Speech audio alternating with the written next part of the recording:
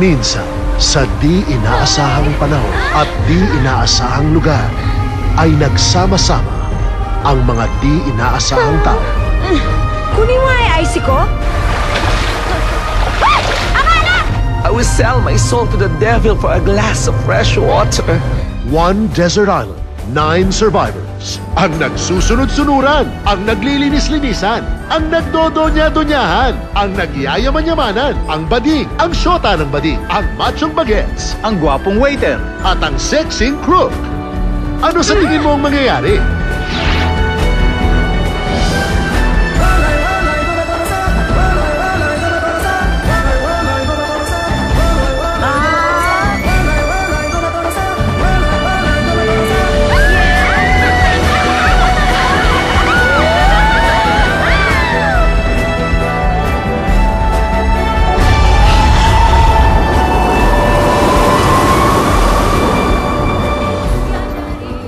Gutom na ako. Nunukin mong laway mo.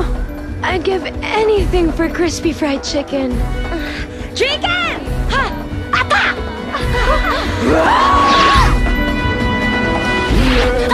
Chicken carrier! Chicken corny nuggets! Chicken ala king!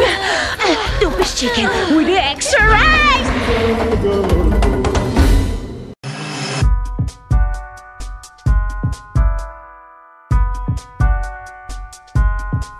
He's one of the most sought leading men in today's Philippine showbiz. A versatile actor, a host, a frisbee player, and he's more than just a beautiful body. Today on the show, let's get up close with Mr. Derek Ramsey.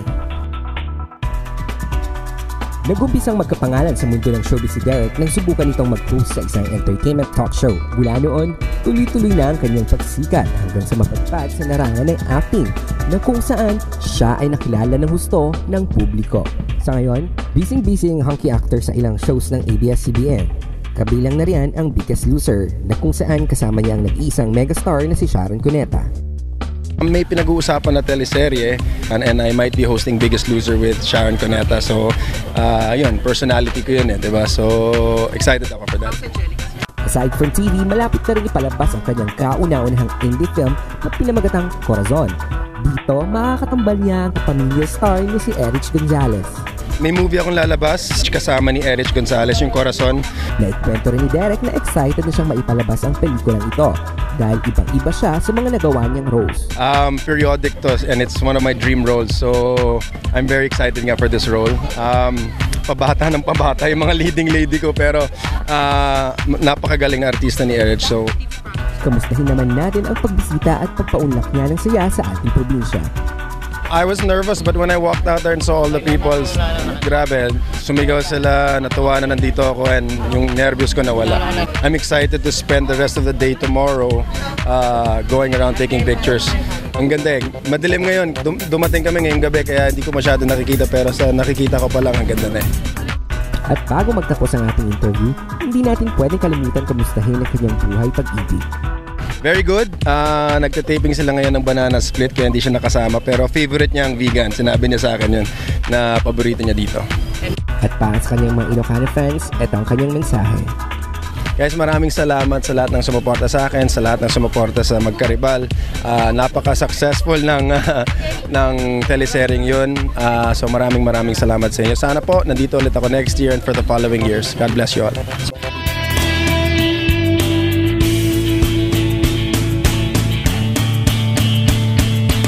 Hello po, ako po si Derek Ramsey and you're watching 4TV. Okay, that was Mr. Derek Ramsey for our Celebrity Corner. So, yes, napakagwapo talaga. Alam mo, grabe nakakakilig Pag pinapanood ko siya talaga parang siyang isang ideal guy. All dark and handsome, napaka-muskulado. Pero naman sobrang muscles talaga. Ayoko naman ng ganun. Pero physically fit talaga siya. Na-insecure naman ako doon. Diba?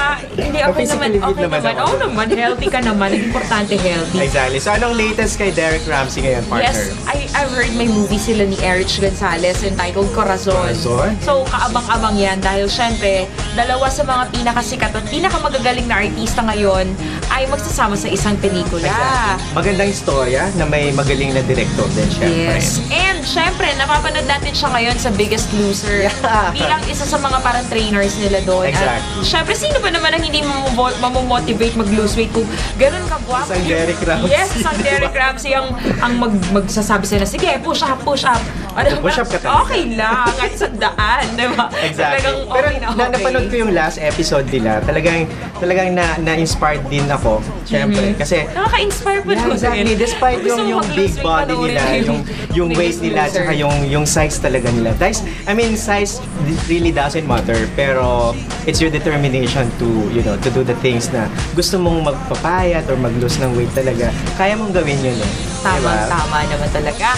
At kung sa mga gustong pumayat, panunuorin ang Biggest Loser. Sa mga gusto naman mag-gain ng konting-konting weight, panuorin yung ating susunod na segment dahil I'm sure talagang matatakam kayo sa mga mapapanood ninyo. Dahil I've been there actually. Kami yung nag-tape netong ating What's Cooking na ito. Dahil itong linuto namin ay Overmars fried prawns in salt and pepper. Talagang hindi naman actually talaga siya makakapag-gain ng weight kasi diba seafood nga, medyo konting-konti lang ang ano niyan, ang mga calories niyan.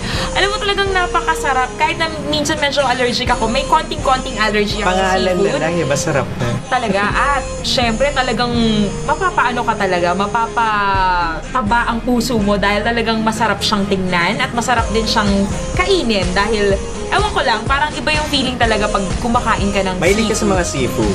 Yes, ako medyo mahilig ako sa seafood, pero piling-pili lang, hindi lahat. Kasi may mga iba akong, mga seafood na may allergy. Like, pag nasobrahan ko yung prawns, medyo, May oo. lumalabas, yes, sir. Pero, na-overcome ko yun eh. Dati meron, pero ngayon wala na. Ako hindi ko talaga kaya. Bakit? Allergic ka talaga rin. ako sa Bakit mga kaya, no? Sobrang Pero malay mo, pag natikman ko to sa Overmars, di ba? Naririnig ko na naman. tong resort na to, kaya curious din ako pumunta. You should also try to go there kasi napakaganda niya. Talagang malapit lang siya sa dagat. At maganda, very modern and maganda talaga yung view na makikita mo doon. Mga palayan, mga Perfect. beach, Perfect lahat ambience na. Oo, talaga. perfect na perfect. So, eto na, panunurin na natin ang Overmars fried prawns in salt and pepper. Kung paano ito gagawin, watch this. Yes.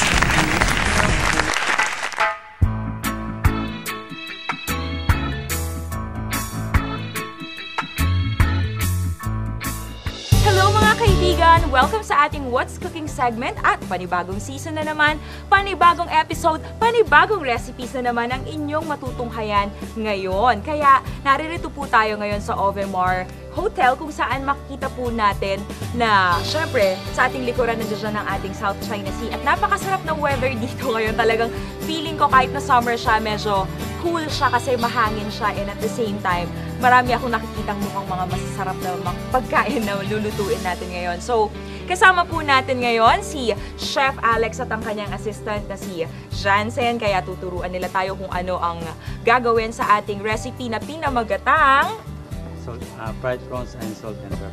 ayun, fried prawns and salt and pepper. Ayan, okay. So, paano po ba natin siya lulutuin? So, simulan na natin, Chef. Ano ba ang unang mga steps and ano yung mga ingredients natin? Meron tayong prawns, meron tayong garlic, fried garlic, meron tayong chili finger, bell pepper, red, fresh garlic, and salt and pepper. Okay, so, chicken i-explain powder. lang natin, di ba? Ito pong prawns natin, kailangan fried na siya. And itong garlic naman ay fried din. At yung sili natin ay na-chop. At yung tomato and yung ating garlic plus yung pepper and yung salt. Okay, so simulan na po natin. Hindi na ako makapaghintay. Nagugutom na ako. Basically po ba, ito ay parang gisa-gisa lang, Chef? Yes, ma'am. How many minutes will it take us to cook that dish? 5 minutes lang po. Ayun, 5 minutes lang pala.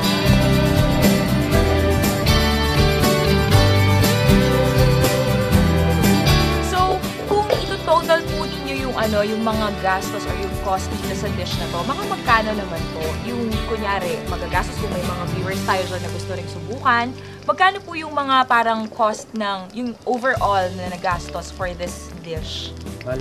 Bali 600 po lahat magagastos. Pero makakain po siya 3 to 5 persons. Ayun, 3 to 5 persons. So, okay na rin. Sulit na rin kasi at least buong pamilya makakatikim dun sa dish na yan. Ito po ba ay specialty ninyo dito sa inyong hotel? Yung specialty naman yung salmon. Ay, ayun, yung salmon. Sana maluto po ninyo yan sa amin one time, di ba? Okay, so, Okay na siya. eto perfect ito sa mga nagda-diet, ano? Kasi, syempre seafood yan, hindi nakakataba. Plus, yung flavor niya is nanggagaling din sa mga natural spices natin like garlic and pepper and yung sili. Lagyan natin yung garlic. Ay, fried garlic. Yung chili finger. Red bell pepper. Fresh garlic. Pinch na chili powder. Chicken powder. Ay, ayun. So, ano po yan? Bali talagang halo-halo na yung halo-halo na lahat ng mga spices.